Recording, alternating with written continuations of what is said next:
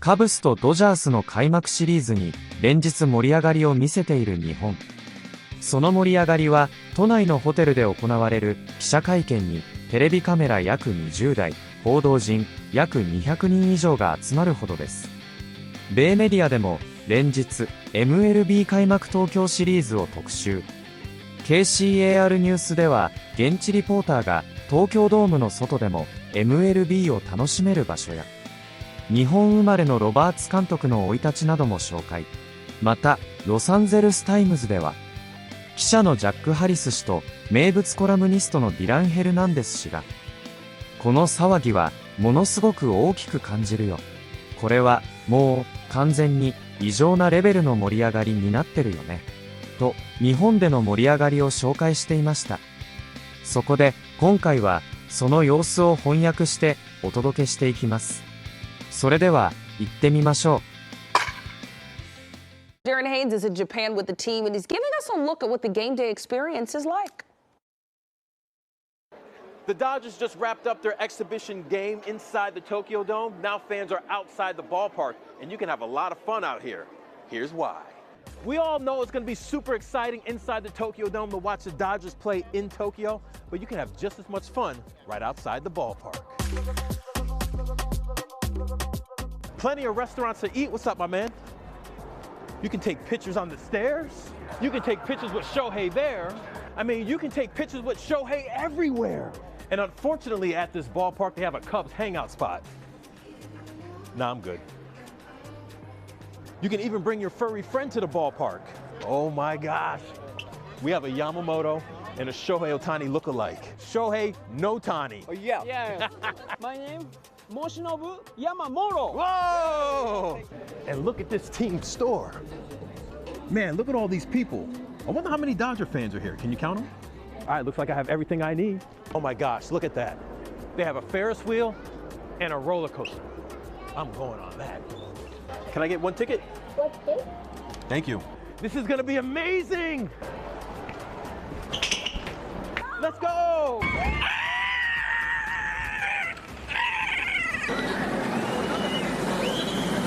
So if you don't have $2,000 to $20,000 to go watch the Dodgers play at the Tokyo Dome, you can have fun right here, right outside the ballpark. That wasn't me really screaming. No, it's like I had that much fun. But that's how much fun some of these Dodger fans can have here in Tokyo, inside and outside the ballpark. But the big one is we want to see the Dodgers win. That's the fun right there, inside the Tokyo Dome. Reporter from Tokyo, I'm Darren Haynes. Yeah, it's also very special for manager Dave Roberts, who was born in Japan. Darren Haynes caught up with him before the first game for more. Dave Roberts has had a lot of success as the Dodgers manager, won 2 World Series titles, and in his 9 seasons as their manager, has never missed the playoffs. But if you go way back, further back to when he used to play at UCLA, his life started here in Japan. This is where it all started for me. It's just great to be here, a place where I know my mom from. The Dodgers playing in the Tokyo series isn't just a couple of games for Dave Roberts, it's also a trip back to his birthplace. It's mind-blowing in the sense that I see so many people that look like my mom and my relatives, my aunts, my uncles, my cousin. Roberts was born in Okinawa, Japan. His mother, Aiko, a Japanese woman, met and married Wayman Roberts, who was stationed there as a Marine. When we were descending, that's where I felt that, you know, you see the lights, see the city of Tokyo, and you have an idea of what's in store. And what's in store is a whole country showing up to watch Roberts and the Dodgers play. We're at a workout right now, and there's 10,000 people that just showed up for a workout, and they're just so full of enthusiasm. Now, this is also a homecoming for 3 of Dave Roberts' players, Shohei Ohtani, Yoshinobu Yamamoto, and Roki Sasaki. You know, it's one thing from the States where you go to your hometown, but then they're coming to their home country, and this has been highly anticipated for all 3 of those guys, and they're all from different parts of the country, but the way they're being received, the way they're handling it is truly amazing. Definitely amazing, but there's more. Sunday night, Shohei and Roki and Yamamoto are going to host a dinner for the players, so that's pretty cool. They're paying for it. They're paying for it. They're taking care of their teammates, which is great. You know, he can make baseball look like it's on demand at times. This is weird. You see that, Potsy? You get that? The Freddie Freeman. You were tracking this guy all the way over here. Well, yeah, he's in full uni, dude. Let's see. Is he gonna do the hold the He bat was up? earlier. Hold- All right. Well, yeah. So There we- maybe there's some pressure on Freddie to perform too. Hello and welcome back to Dodger Debate, a very special Dodger Debate here from Tokyo, outside the Tokyo Dome. I'm Jack Harris, the LA Times Dodgers beat reporter, along with Dylan Hernandez, our locally famous columnist. Because Dylan, look, okay, Ohtani is on the newspapers here. He's on the, what is this, the green tea here? Green tea. What is this called? Oicha. Oicha. But Unchi means defecation. Yes, see, because of Dylan, I only learned like the really colorful parts of the Japanese language, which is why this word is stuck in my head. But as we were walking around yesterday, you were the one who kept getting stopped outside the stadium here by fans, even some in Ohtani jerseys, who were just such admirers of your work.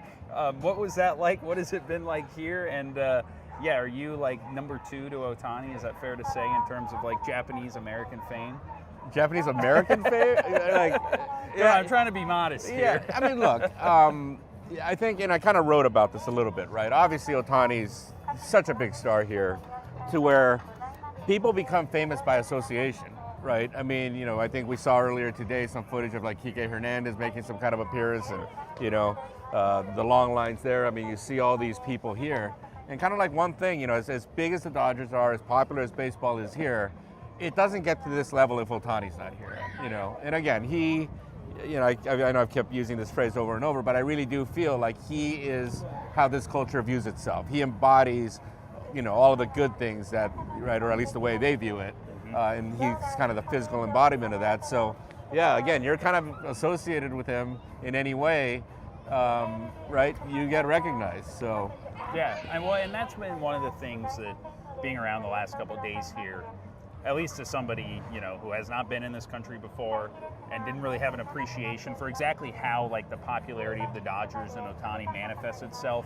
I think you see it in like scenes like this. Like, this is an exhibition game. We saw it yesterday, the first workout, a workout. There were 10,000 people in there to watch the Dodgers take batting practice and like do throwing drills from the outfield. To me, it's been a good reminder, and I think especially for like other guys on the team who maybe couldn't grasp this, you know, like last year, so much of like the Japanese influence around the team was from all the extra reporters that were around and the advertising that you saw in the stadium and, you know, the videos you saw come over from Japan. But I think what's been really interesting about this trip so far is it's given a lot of these guys on the team and the organization a really kind of more tangible idea of why Ohtani and the other Japanese stars on this team are so important here, of the way the culture kind of rallies around them. And yeah, like you see it, like we were talking about this before we left.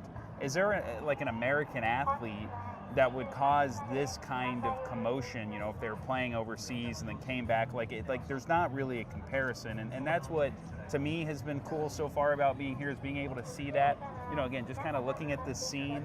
And I think we're only going to see more of it over the next couple of days as they get into the actual games, and we see Sasaki for the first time, Yamamoto pitch on opening day, and obviously Ohtani playing back in front of his home country. yeah, fame just kind of is at a different level in this country, right? We're talking about a society really that's for the most part monoethnic, monocultural.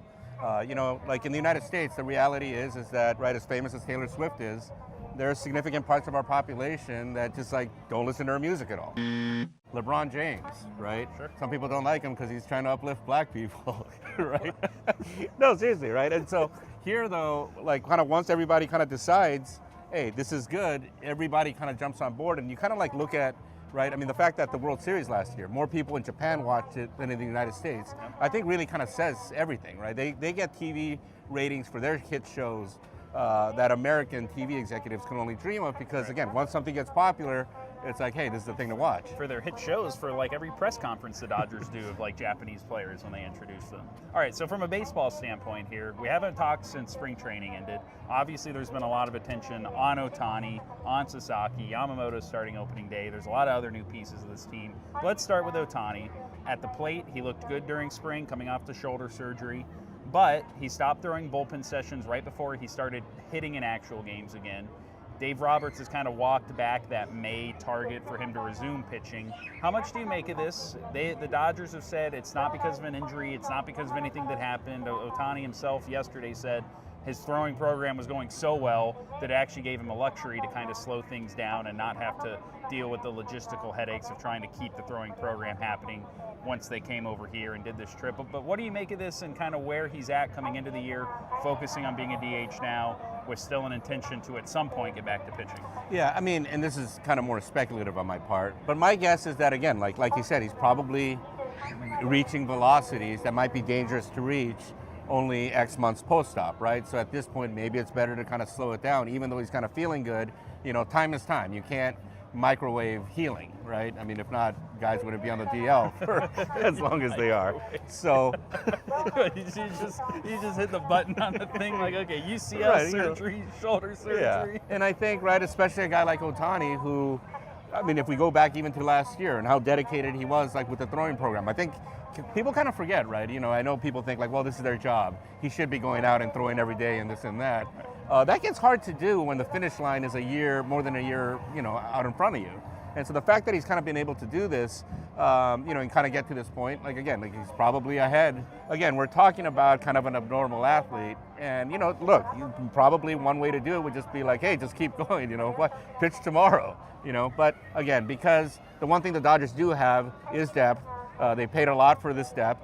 You know, you got 10 starting pitchers, hey, you might as well use it. Yeah, so one of the key pieces of that depth is going to be Roki Sasaki, who had what I'd say is a really interesting spring camp. He comes over from Japan. He has like ace caliber stuff. That's one of the things that anybody around the Dodgers would point to. Just look at the fastball velocity. They marveled at the splitter. You know, he throws it breaks one way sometimes, it breaks the other way. He can throw it in the zone for strikes. He can drop it out of the zone for swings and misses. But on the other side, he still doesn't have a ton of comfort with a specific third pitch yet. His command was a little spotty, especially in some of his earlier sessions of the spring. And I think there was some question going into his Cactus League starts about exactly how it would look, of exactly where he was at and his progression as, you know, a 23-year-old pitcher who is talented but also raw. Since then, he pitched 7 scoreless innings in the Cactus League. He looked pretty good. I think it kind of assured maybe him and the team and just people around camp that, okay, even if he's got a lot of room to develop, his stuff can still play at the big league level, but it's going to be another challenge here facing the Cubs. We saw what happened to Yoshinobu Yamamoto last year in his MLB debut in Korea when he got knocked around for 5 runs in a first inning against the Padres. So what have you made of Roki's camp? What are you expecting here, and kind of what are you expecting this year out of him for, again, a guy that probably wouldn't be at the big league level from his level of polish, if not for just how good he is with the raw stuff? Yeah, you know, it kind of reminds me of when Clayton Kershaw was breaking into the major leagues, and he was kind of fast. So we're setting the bar really low. He was. Oh, it's gonna get worse. Okay, so it was fastball, curveball, and that was a question that was kind of posed to Joe Torre at the time, who was the manager. Joe Torre's response was, well, Sandy Koufax only had a fastball and curveball, and you kind of look at that splitter like only Roki was left-handed. Right? I mean, you look at the forkball, right? I mean, I guess he holds it like a little bit deeper, even right? Mark Pryor's like, we're not sure what to call it, but it's more than just a normal splitter. You do wonder, like, because the raw stuff's so good, maybe he can get away with this. Like, I don't know, right? I mean, I do think that there are going to be limits onto how much he can do because of the workload, right? I think he threw about 110 innings last year. You know, what is he going to do? 130, max 140 with the playoffs? I mean, yeah, maybe with you the know, postseason. I don't see anybody on this team going much past 120, 130. So I think from that standpoint, it's going to be somewhat limited. But I do think he's going to strike, regardless. I mean, here's the thing, right? Even if his ERA ends up being like 5, he's going to strike out a ton of guys. Yes. So I think, you know, I don't know. Like, I think he's aesthetically kind of pleasing to watch in a way, right? It's just kind of very unique, right? He's got like the high leg kick. There's a fluidity there. And, you know, you look at like pitchers that kind of become popular overnight, you know, I'm kind of thinking like Tim Lincecum, granted, totally different motion, totally different type of pitcher. But he's, right, unique motion, very kind of fluid and kind of athletic, and he strikes out a lot of guys. So I think regardless, he's going to be like a popular player, you know, and the big thing with him, obviously, is like the injury thing, right? I don't think that there are any questions about that. He himself cited that as a main reason for wanting to come now, is that, you know, his first year out of high school, he didn't pitch at all, and he kind of revealed that at the time, actually, they recommended Tommy John surgery for him, right? So that to me is going to be kind of the big thing, the health thing. And it does look. Let's not sugarcoat this, right? The Dodgers are really good at hurting pitchers. So oh, that was the non-sugar-coated version. Yes, we've covered this a time or two. Yeah, we have the track record. Yeah. I mean, like when I look at Roki, I kind of wonder about like the confidence part, because that was a big part with Yamamoto last year, and that was a guy who had been a 3-time MVP over here, who had a much more extensive professional track record, kind of knew who he was as a pitcher a lot more. I kind of agree with you. I think like Roki this year, there's going to be games where he has 10 strikeouts and 6 scoreless innings, and then there might be some games where he gives up, 3 or 4 home runs and gets knocked around a little bit if the fastball command's a little off, or he's not landing the splitter, or he's facing a team that is kind of figured out like what to expect from him. The challenge in his situation is, okay, as you go through the highs and lows of a rookie MLB season, can you keep that confidence up, right? Especially as a guy who made 64 starts here in the MPB. That's what I'm kind of curious about. And I think it starts here on what will be kind of a high pressure stage, right? He's back in front of his home country. When he left here this offseason, it was under atypical circumstances. There was some consternation about the fact that he was leaving early before, he had done some of the things like Yamamoto or Ohtani had done. And I think this will be a good first interesting test. But the one thing to me that the spring cleared up for him, like you said, is the stuff really does play when the fastball is back up at 99, when he's able to throw the splitter like he is. There's not a lot of guys, even at his age right now, that can kind of match what he's got. I got a question for you. So you were down on the field yesterday, you talked to some of the players, you poked your head into the clubhouse, and I know that doesn't tell you everything, but the very big, spacious the one thing clubhouse. about these Dodgers, I do think, right, they've been very good about kind of shutting out outside noise.